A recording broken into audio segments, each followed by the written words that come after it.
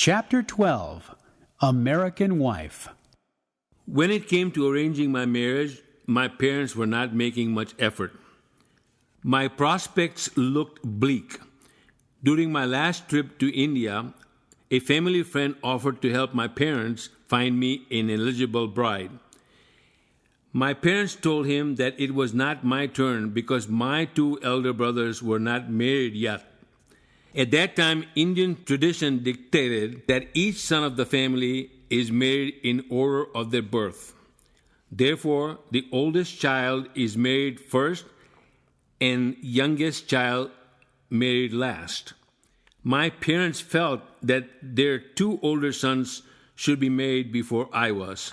Frustrated by this mentality, I finally decided to take matters into my own hands. I decided I would find a wife all on my own. I remember my grandpa telling me to be clear on what I want and then go get it. So, what is it that I wanted in a woman? I wrote down the following. I would like someone shorter than me who has wide-set blue eyes, light, smooth skin, high forehead, small chin, high cheekbones, narrow jaws, broad face. I prefer full lips with lots of red lipstick. Most important of all, I want very large, firm breasts and flashy, rounded buttocks showing candid display of fat reserves. In other words, a beautiful, likable, smart, and educated woman that laughs a lot, and above all, she adulates me, neither for my money nor for my looks. I had neither of them at that moment. I do not think I was asking too much, do you? Then came April 1972. The school year had just ended. Mike, Ted, Bob, and I were graduating and moving out of our apartment. Mike and Ted were first one to leave. They did not want to participate in cleaning the apartment. They told Bob and me that we could have their portion of the security deposit, $100 a person, if we were willing to clean for them. This would mean that Bob and I would each get an extra $100 if we agreed to clean the apartment without the participation of the other two. After some hesitation and much contemplation, Bob and I accepted their offer. We simply could not turn down an opportunity for more money. The problem was that no one had ever cleaned the apartment before. For the entire time that the four of us lived there, no one ever had the urge to clean until we knew it was time to move out. Remnants of potato chips could be found by simply picking up any item of the furniture in the place. Bob agreed to vacuum the place if I found a vacuum cleaner to do the job. However, where would I find a vacuum cleaner? I knew Janet next door. Maybe she has a vacuum cleaner. I walked next door and knocked on her door. A young blonde woman I had never seen before answered the door. "Is Janet here?" I asked. "No, she has stepped out for a minute." "Who are you?" "I am Pat." "I'm Sudhir. I live next door. Can I borrow your broom?" I could not think of the term vacuum cleaner. "I don't live here. I'm visiting. I don't know if Janet has one." "I bet you she's flying on it all over." Pat seemed perplexed by my last comment. I think she got the joke but did not know what to think of it. I meant vacuum cleaner. "It is probably in the closet. Let me see. Here it is. Janet probably won't mind." I returned home to my apartment with the vacuum cleaner. Bob and I proceeded to vigorously clean the apartment. That evening, we were both exhausted.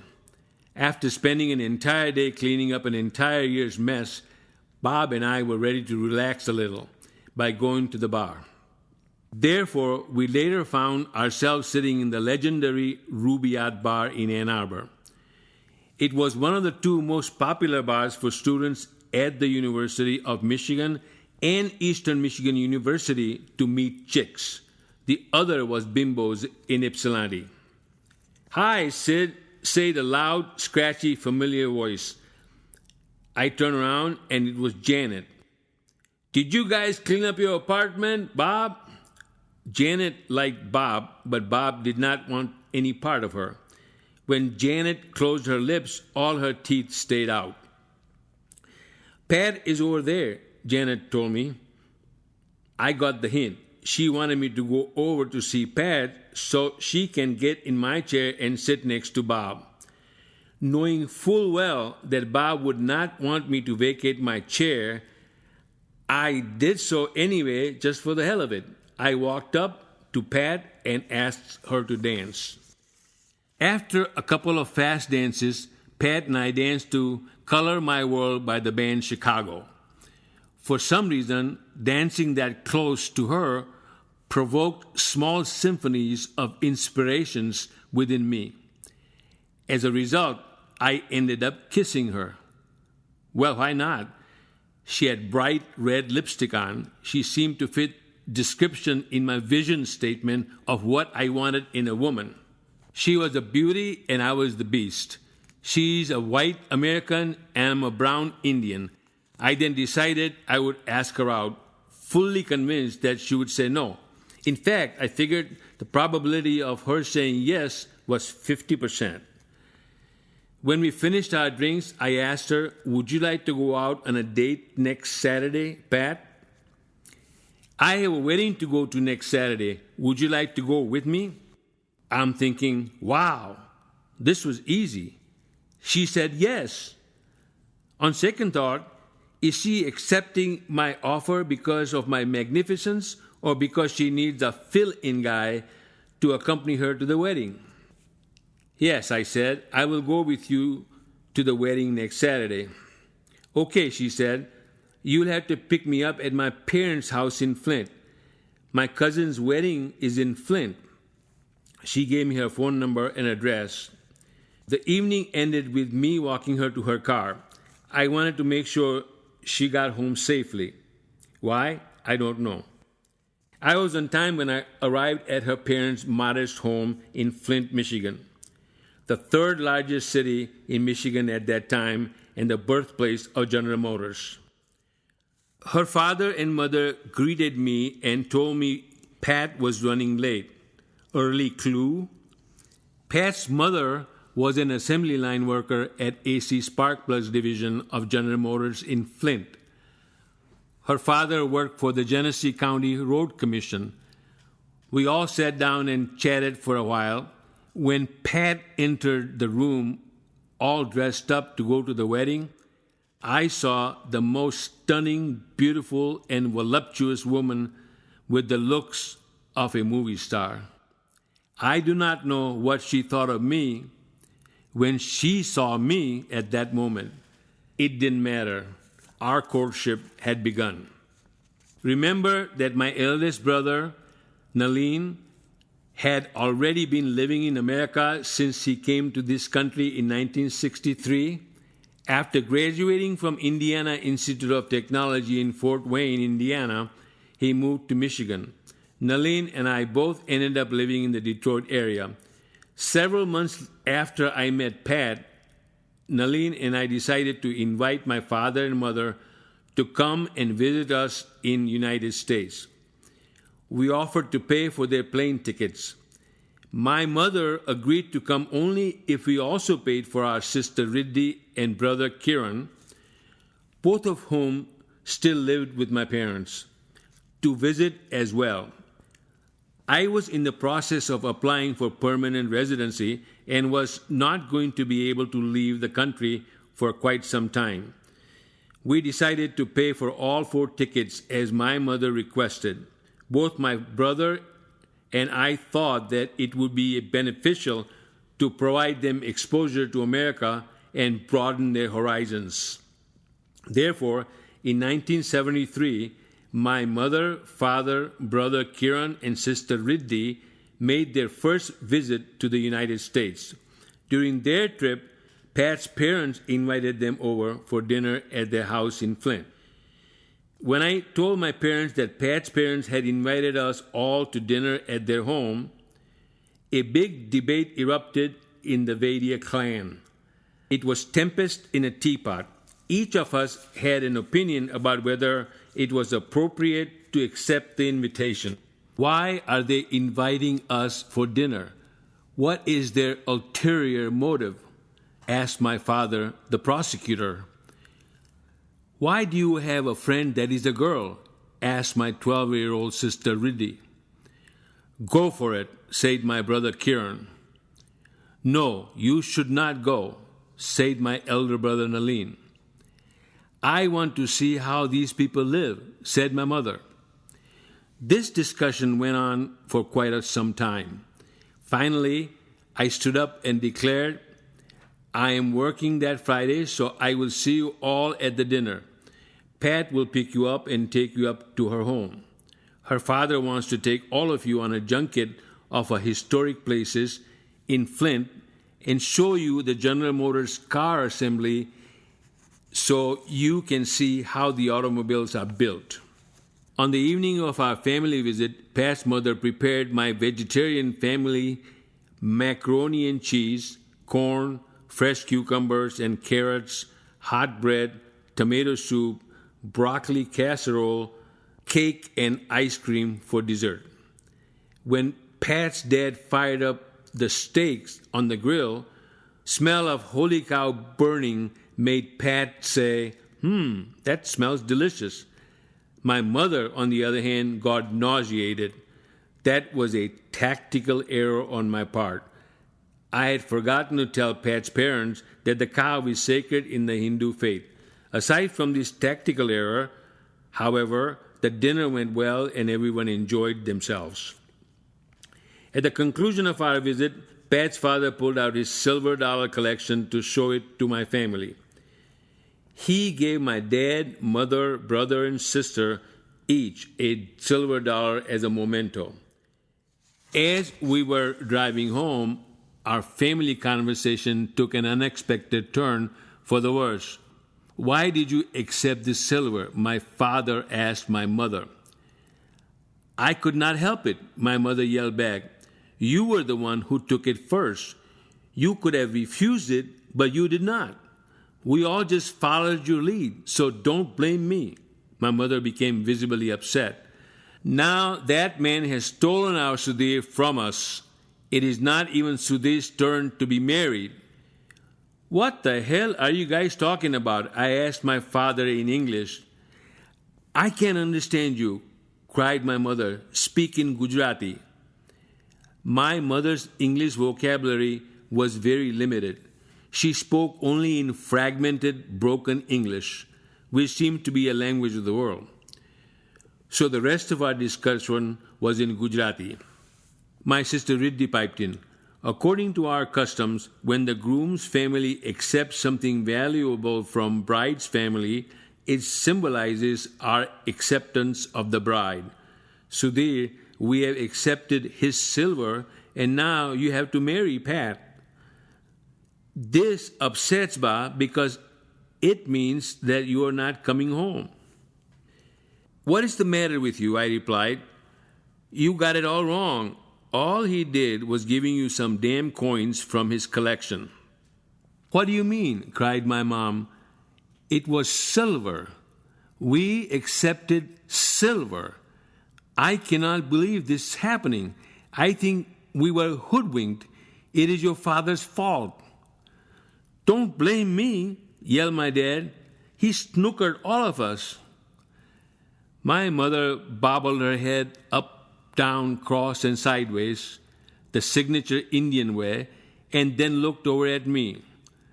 Now, I must say that Pat is from a good family. She's also very pretty. I don't know what she sees in you. You are homely. She sure can find a better-looking person of her own kind. However, if you want to marry her, I do not have objection. If you decide to stay here, I don't want you to be alone in America. My mother continued, I worry what will happen to us. You are supposed to take care of your father and me in our old age. You are the youngest. That is our custom.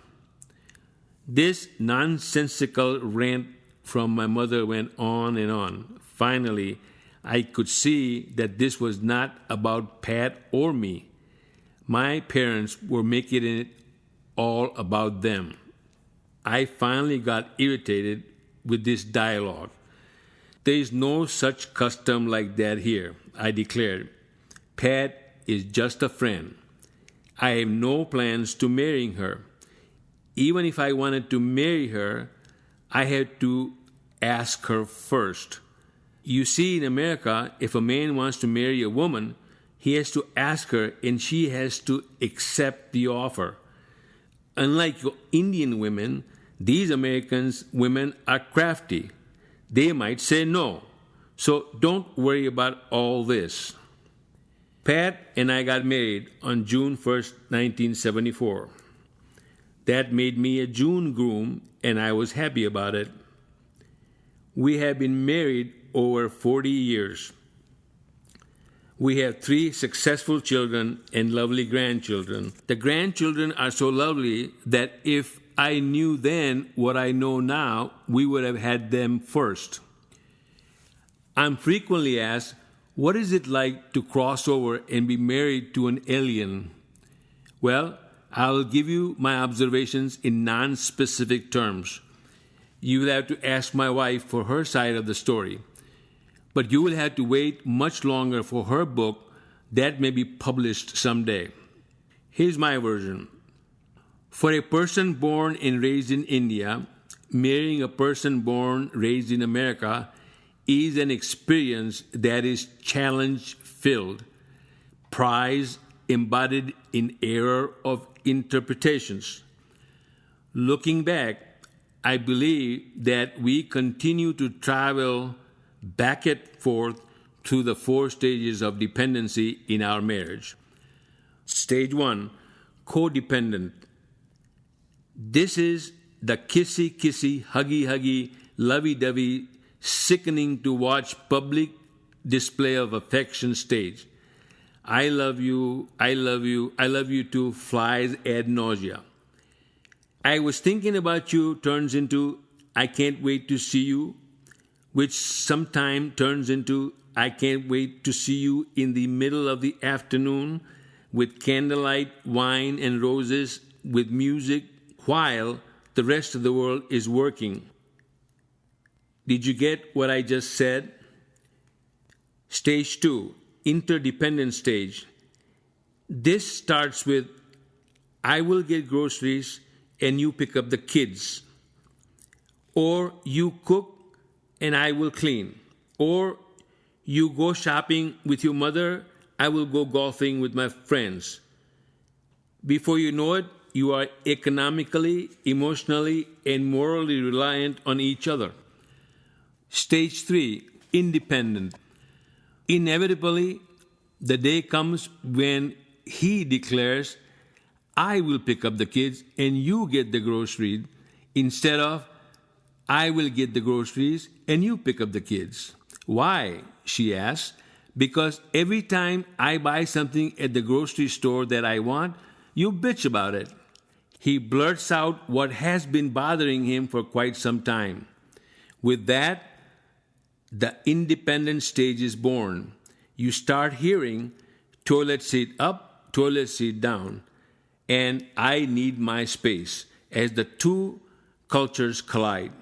From then on, each party seeks to achieve independence from the dominating person, and never-ending daily bickering takes hold.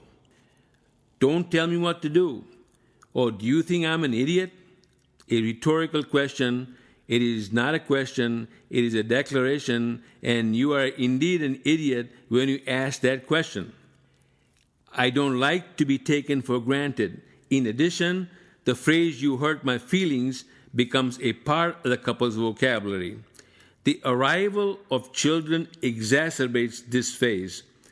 and the arrival of a friend of an opposite sex advances your chances of becoming permanently independent.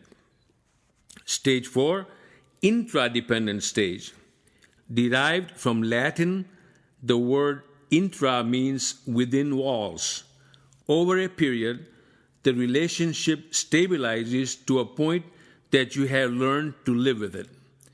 While you may love and or dislike each other, both of you master your skills of creating infinite ways to irritating each other.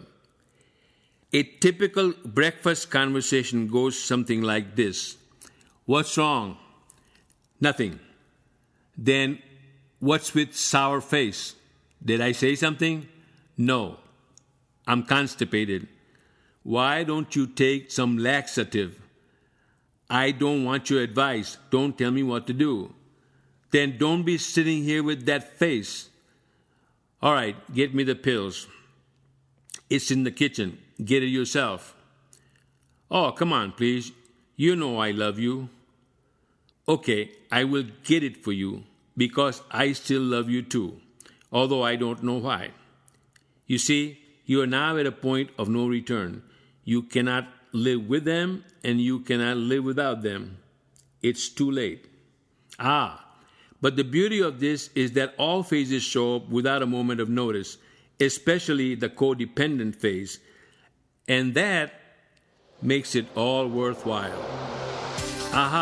So what have we learned? The probability of any marriage to succeed is 50%. Sustained happiness in a marriage is a wish. Marriage is not for everybody, but for some, it will be the best decision you ever make.